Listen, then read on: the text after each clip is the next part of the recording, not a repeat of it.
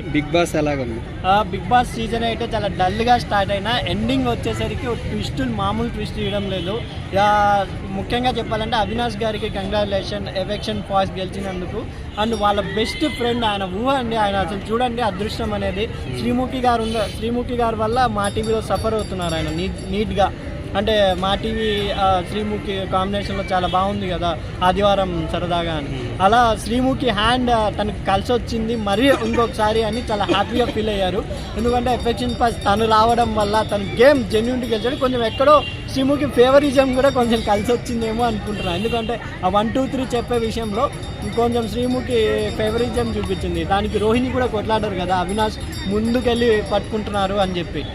నా అభిప్రాయం ప్రకారం కొంచెం అది ఫేవరిజం అనిపించినా కొంచెం ఫ్రెండ్ అంటే ఎక్కడో ఉంటుంది కదా, కానీ న్యాయంగానే అతను కష్టపడి గేమ్ గెలిచి ఎఫెక్షన్ ఫాస్ట్ విన్ అయ్యాడని నా అభిప్రాయం భయ్య.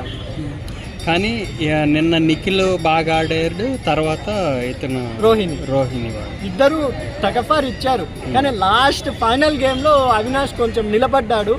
నిఖిల్తో జస్ట్ ఒక 1 మినిట్ గ్యాప్లో 1 సెకండ్ గ్యాప్లో మన అవినాష్ గారు గెలవడం జరిగింది. ఇంకోటి ఏంటంటే స్పోర్టివ్గా తీసుకోవాలి దీన్ని. ప్రేరణ కానీ పృథ్వీ కానీ కొంచెం ఎక్కడో బ్యాక్ బెంచ్ అయ్యి కొంచెం ఏదో అన్స్మైల్గా క్లాప్ చేశారేమో నాకు అనిపిస్తుంది భయ్య. ఎందుకంటే ఒకరు గెలిచిందంటే మన కుటుంబమే కదా, మనోళ్ళు గెలిచినారనే ఫీల్ అవ్వాలి. మనోళ్ళు గెలిచినారనే అభిప్రాయంతోనే వాళ్ళు ఎక్కడో ఫ్లిప్ అయ్యారు, కొంచెం ఎక్కడో జెన్యూన్గా క్లాప్స్ కొట్టలేదేమో అనిపిస్తుంది నాకు. ఈరోజు తేజ హెల్మెట్ అయ్యాడు, అలాగే పృథ్వీ కూడా హెల్మెట్ అవుతున్నాడు. దానిపై మీ ఒపీనియన్ ఏంటి? తేజ హెల్మెట్ అవ్వడం 100% అతను పాపం ఛాన్సెస్ వచ్చినా చేతులా చెడగొట్టుకున్నాడు. అది కాకుండా పృథ్వీ హెల్మెట్ అవ్వడం వల్ల ఈ వీక్ అయినా పాపం విష్ణుప్రియ గేమ్ ఆడుతుందేమో అని నా అభిప్రాయం భయ్య. గేమ్ ఆడితే ఒక గేమ్ అంటే ఇంకా అయిపోయింది. మ్యాక్సిమం ఎవరు ఊహించలేదు గౌతమ్ టాప్ 5లో వస్తాడని. గౌతమ్ టాప్ 5లో వచ్చాడు. రోహిణి సర్రని దూసుకొని వచ్చింది. ప్రేరణకు డేంజర్ బెల్స్ వచ్చాయి. ఇంకా అంటే అవినాష్ రావడం వల్ల టాప్ 5 అనేది చాలా చేంజ్ అయింది. మొన్నటిదాకా బిగ్ బాస్ అనాలిసిస్ అని పెద్ద పెద్ద పేర్లు పెట్టుకొని ఆదిరెడ్డి వీళ్ళంతా ఒక సేఫ్ చెప్పారు కదా, వాళ్ళకు కూడా బిగ్ బాస్ దిమ్మ తిరిగే మైండ్ ఇచ్చాడు. ఎందుకంటే అవినాష్ రావడం వల్ల చాలా తారుమార అనుకుంటున్నా. ఈవెన్ మొన్నటిదాకా టాప్ 2లో ఉన్న నబీల్ కూడా టాప్ 5, టాప్ 6కి వచ్చేస్తాడేమో అనిపిస్తుంది.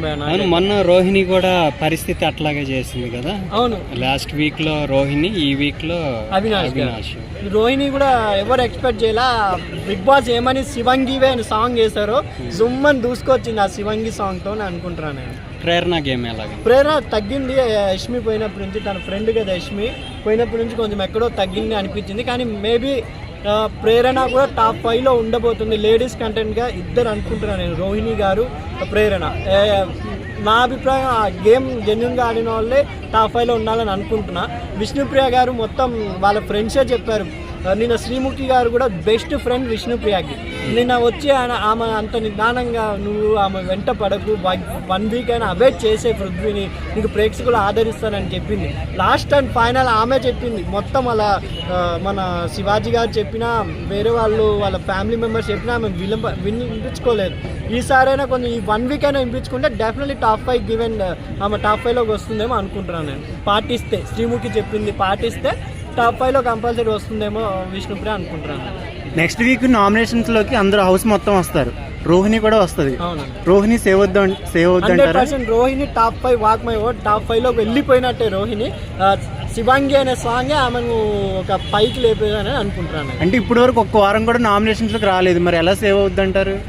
ప్రేక్షకులు ఆదరించి చూస్తున్నారు కదా. ఇప్పుడు గేమ్ ఆడే వాళ్ళని జెన్యూన్గా గెలిపిస్తారు. ఇప్పుడు రోహిణి ఫస్ట్ కామెడీ చేసినా నాకు గెలిపించినాను, కానీ కామెడీతో పాటు వరుసగా బ్యాక్ టు బ్యాక్ 3 గేమ్స్ గెలిచారు. నిన్నటితో కలిపితే 5 గేమ్స్ గెలిచారు ఆమె. అంటే అవినాష్ కొంచెం 1 సెకండ్లో గెలిచారు. కానీ ఆమె వచ్చిన ప్రతి గేమ్లో కన్సెషన్ వచ్చారు కదా X housemates. Back to back ఆమె కెప్టెన్ అయిన ఒక గేమ్ గెలిచింది. తర్వాత ఎక్స్ట్రా హౌస్మెంట్స్ వచ్చి పెట్టిన 2 గేమ్స్ గెలిచారు. కాబట్టి జెన్యూన్గా అందరు ప్రేక్షకులు ఆదరిస్తారనే నమ్మకంతో టాప్ 5లో రోహిణి వస్తుంది నేను చెప్పగలను. నబీల్ ఎందుకని అంత డౌన్ అయిపోయాడు? నబీల్ అదే భయపడుతున్నాడేమో. గౌతమ్ వీళ్ళంతా మధ్యలో వచ్చిన వాళ్ళకి కూడా ఎక్కడో కప్పిస్తారు వీళ్ళు. ఎందుకంటే ఇప్పుడు మధ్యలో వచ్చిన వాళ్ళు అంటే వైల్డ్ కార్డ్ ఎంట్రీ వచ్చి 3 టాప్ 5లో ఉండిపోతున్నారు. ఎందుకంటే ఉన్న రోహిణి, మన గౌతమ్ గారు, మన అవినాష్ గారు, వీళ్ళు 3 కంపల్సరీ టాప్ 5లో ఉంటారు భయ్య. కానీ డెఫినెట్లీ గౌతమ్ ఎలాగండి? గౌతమ్ అసలు ఎవ్వరు ఊహించలేదు. మణికంఠ ఆ డిసిజన్ ఆ రోజు తీసుకోకపోతే గౌతమ్ అనేవాడు ఈరోజు ఇక్కడ ఉండేవాడు కాదేమో, ఆ ప్లేస్ మణికంఠదే ఏమో అనుకుంటున్నాను నేను. మణికంఠకు కూడా టీవీలో చూస్తే చాలా బాధపడతాడేమో, మణికంఠ ఇది నా ప్లేస్ కదరా, నేను టాప్ 5లో ఉండేవాడిని, ఆ రోజు గివప్ ఇవ్వకపోయింటే గౌతమ్ టాటా బాబాయ్ ఎప్పుడో ఇంటికి వెళ్ళిపోయేవాడు. అలాంటి గౌతమ్కి కొంచెం ఈ బిగ్ బాస్ సీజన్ 8లో ప్రాణం పోసింది ఎవర్రా అంటే మణికంఠ అని నా హోప్గా చెప్తున్నాను నేను. టేస్టీ తేజకి పాస్ ఇవ్వటం ఎలాగండి? టేస్టీ తేజకి వాళ్ళు జెన్యున్గా సపోర్ట్ చేశారు గౌతమ్ అండ్ రోహిణి, కానీ టేస్టీ తేజ నిలబెట్టుకోలేకపోయాడేమో అనిపిస్తుంది.